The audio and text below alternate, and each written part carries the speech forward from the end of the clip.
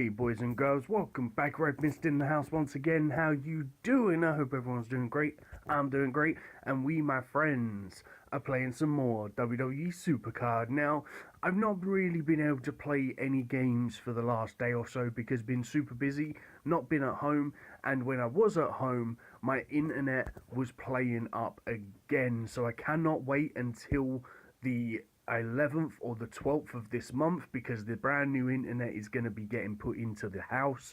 And yeah, so as you can see here, the team weren't able to grind out Jericho, but I don't think Jericho was anything important for anyone, so that's pretty much why I don't think anyone's really played it.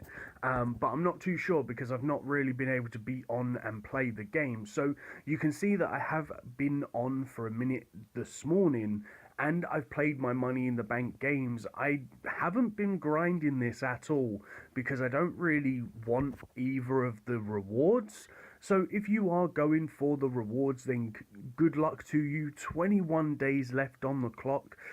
I'm sure you can do it. Just grind it like an absolute beast. But we're going to start off with our King of the Ring because our King of the Ring did finish like a day and a half ago. So we were able to get to the finals and we were able to win this bad boy. So we're going to get ourselves a WrestleMania card and an Ultimate card. So that's going to be pretty cool. I'm hoping for a Diva WrestleMania card. That's pretty much what I want. Anyone cool? Seth Rollins, that's not too bad. Definitely not a pro though.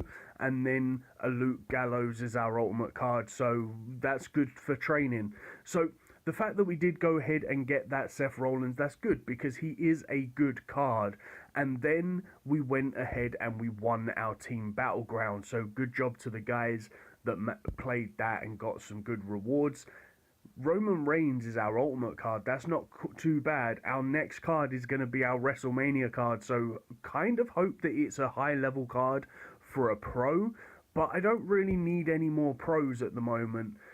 That is definitely not a good card, so we're going to be using that as training material and an R-Truth. But those really awesome battle card points, which is going to be giving us 15,000 battleground points, which is absolutely amazing for when that new tier finally gets released. Hopefully we're going to get some money to do that. So you can see here that at the moment our Mae Young and also our Triple H still aren't leveled up because I've not been able to play. But you can see what I'm going for here. The Mae Young, I've basically gone for her main stats, so toughness and charisma are completely full, but then her her power and her speed, I've evened it out, so I'm not going in full power, full... Is it power or is it toughness that's her? I think it's speed that is actually her third stat. No, it's power. So I've seen a lot of people token in her 3 in power, 3 in toughness, 1 in speed, and 3 in charisma. But I kind of think that she's going to be more valuable in going down this route. The reason why I say this is because of the fact that if you token her in this route here, then I believe that she's going to be able to win toughness games against everybody. She'll win charisma games against the Alexa Bliss, and she'll also beat the Carmella, and I think she comes close. I don't think she quite beats Bayley, but I think she comes close in charisma, or it might be the speed that one of them don't win. I'm not too sure how the tokens exactly work, but I believe that if you put the 2 stats into power and 2 stats into speed, then she does end up beating quite a few people, rather than only winning in basically like power, toughness and charisma. She still has a very good chance of winning in speed matches, so that is really, really important to me anyway, because if you happen to see when you use like the Money in the Bank games, like for example, if you look at the Alexa Bliss right now up at the top right, she can't really be beaten in power, speed and charisma by the base WrestleMania 33 pros, um, but she can easily be beaten in the toughness. And that's basically what I'm trying to avoid when it comes to Mae Young. And that's pretty much what I'm trying to avoid when it comes to any cards from now on. Um, because I done the same thing with my Carmella. I built up her main three stats, so she's very good in speed, charisma, and toughness.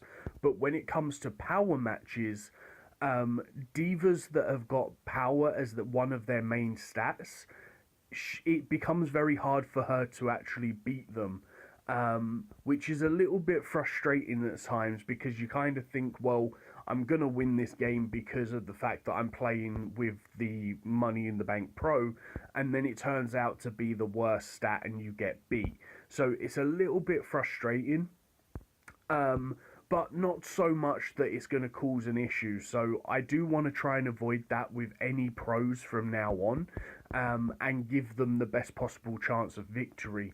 So the fact that you kind of take away like 100 points off of one stat can sometimes be a lot more beneficial to you than it is by not doing that. So just bear that in mind, because sometimes it is very, very useful, and that's what I'm going for.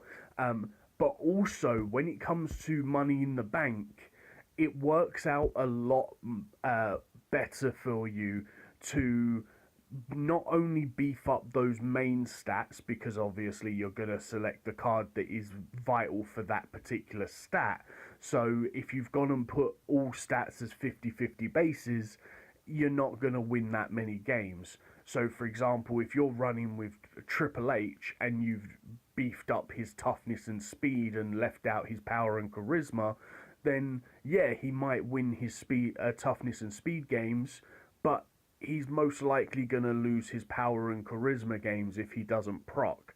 So don't take away from the main stats, just even out those two lower stats, and then that way you're probably going to win a lot more games. And also, when it comes to Money in the Bank, it's going to provide you with a lot more success inside the Money in the Bank, because you're not going to have to worry so much about what cards you're picking, because you're going to win it. So that's kind of what I'm going to be aiming for, so that I can kind of, I guess I like to call it brain dead playing.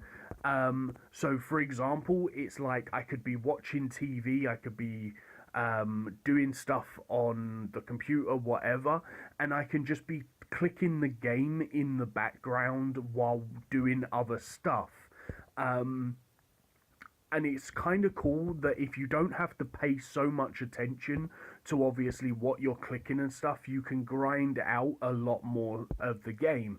So a lot of you will probably find that you do that when you're doing the RTGs.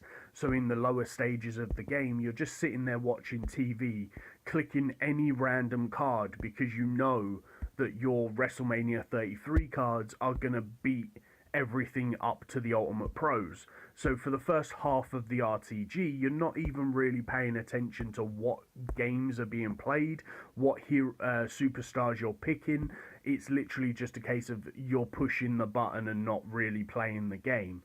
And that's what the Money in the Bank is like for a lot of people that have a lot of the event pros. I've seen people that have obviously been playing since the beginning of WrestleMania tier, and they've pretty much got what they term as the Red Sea, which is like every event pro going.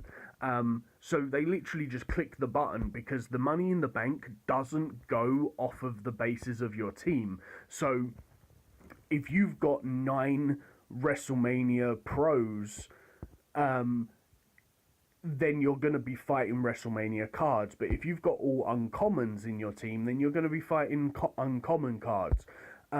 So it goes off of the basis of your team, as in what card you're going to play.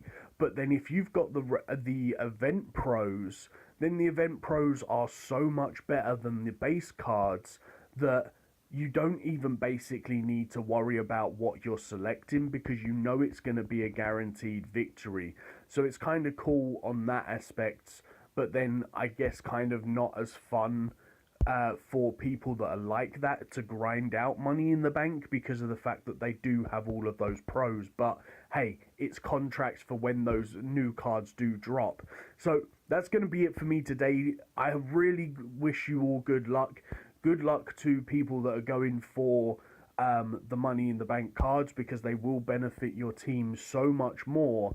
That's kind of why I am still umming and ahhing whether or not I should grind out and get at least one of either Jinder Mahal or Randy Orton, but I can't really be asked to grind out that many contracts again at the moment, because as you know that like last month I went and grinded out the Alexa Bliss, then I went and grinded out the Carmella, and now to grind out another one right now, I'm not too sure. I need a little bit of a break from grinding like 4,000 contracts a day, but I don't know. We'll see what happens, guys. Maybe I'll change my mind. Maybe we'll go through. Hopefully later on today we'll find out what event card we get for this weekend and stuff. But that's going to be it for me today. I really hope that you've enjoyed this video. If you have, please make sure you hit that like button. Make sure you hit that subscribe button if you're new to the channel and show some support. And I shall see you in the next one. Peace on the streets.